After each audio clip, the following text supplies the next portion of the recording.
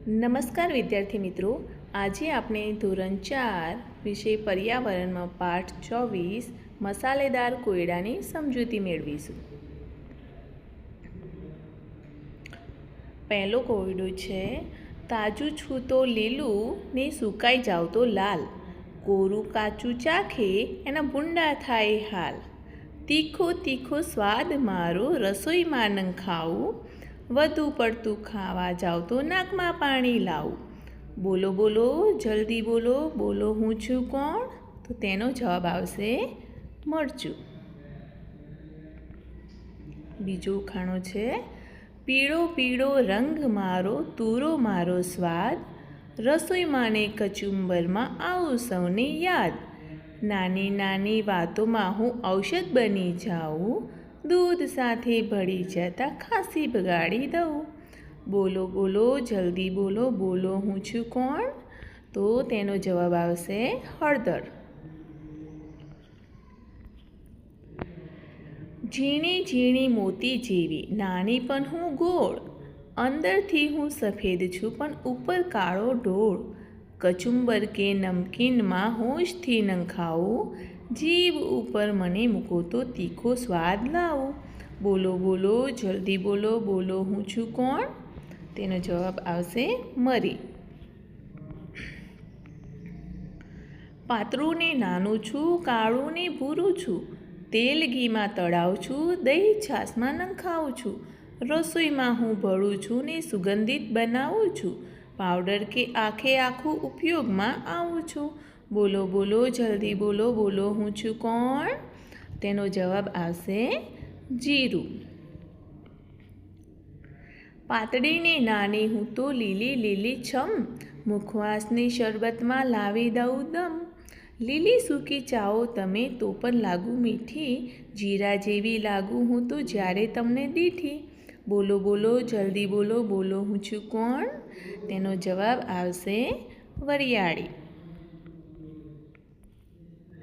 Chocolate જેવો રંગ મારો, શિંગડાવાળી ચીજ, ખીલી જેવો લાગુ હું તો મસાલાનું બીજ, દાંતના દુખાવામાં હું ખૂબ કામમાં આવું, તીખો મારો સ્વાદ પણ મુખવાસમાં ભાવું.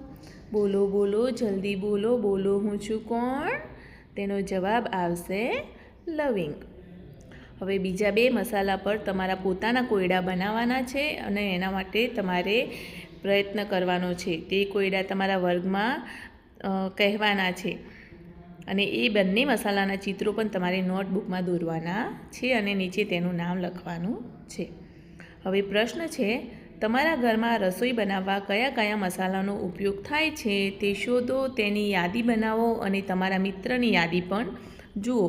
તો તમારે રસોડામાં જઈ મમ્મીને પૂછવાનું છે અને રસોડામાં જોવાનું છે કે કયા કયા મસાલાનો ઉપયોગ કરીને મમ્મી જમવાનું બનાવે છે અને તે રસોડામાં રહેલા મસાલાની યાદી અહીં લખવાની છે. તમે જોઈ શકો છો નમૂનારૂપ યાદી મેં અહીં લખેલી છે, જેમાં મસાલા છે મરચું, હિંગ, જીરું, તજ, મેથી, અજમો, હળદર, લવિંગ, ધાણા, રાઈ, મરી, ઇલાયચી. આ સિવાય બીજા કોઈ પણ મસાલાનો ઉપયોગ તમારા રસોડામાં થતો હોય તો એ તમારે લખવાનો છે. બીજો પ્રશ્ન છે, જ્યારે તમારા દાદા દાદી નાના હતા ત્યારે તેમના રસોડામાં મોટા ભાગે કયા મસાલાઓનો ઉપયોગ થતો હતો? તેમની પાસેથી શોધી કાઢો અને અહીં લખો. આ પ્રશ્નનો જવાબ તમારા દાદા દાદીને પૂછીને તમારે અહીં મસાલાના નામ લખવાના છે. મેં નમૂનારૂપ અહીં લખેલા છે. એક એવા મસાલાનું નામ આપો કે જે નમકીન અને મીઠી બંને વસ્તુમાં નંખાય છે. તો ઇલાયચી છે જે તે નમકીન અને મીઠી બંને વસ્તુમાં નંખાય છે. પ્રશ્ન, રસોઈમાં ખાટો સ્વાદ લાવવા તેમાં શું નાખવામાં આવે છે?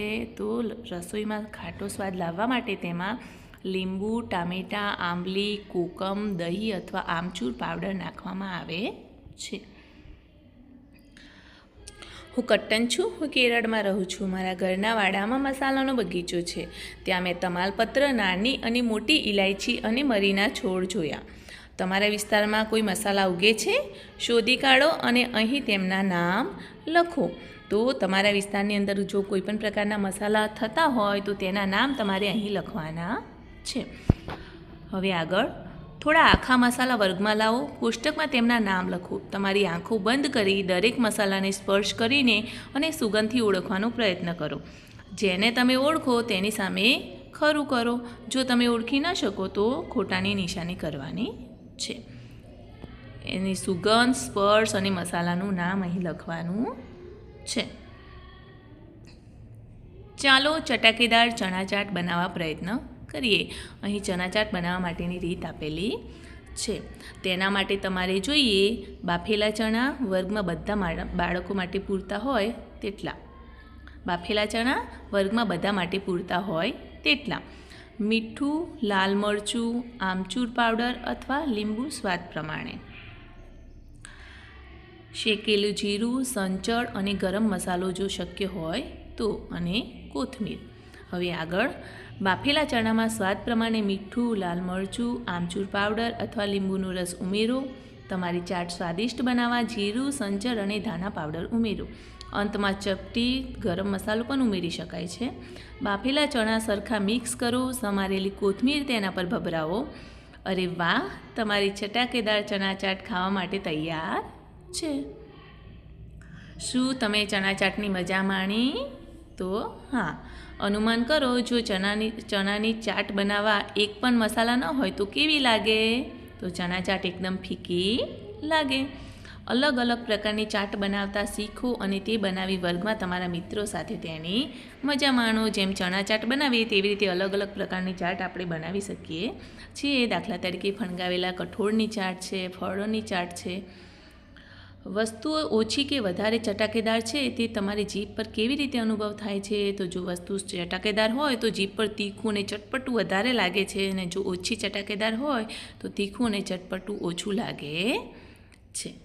તો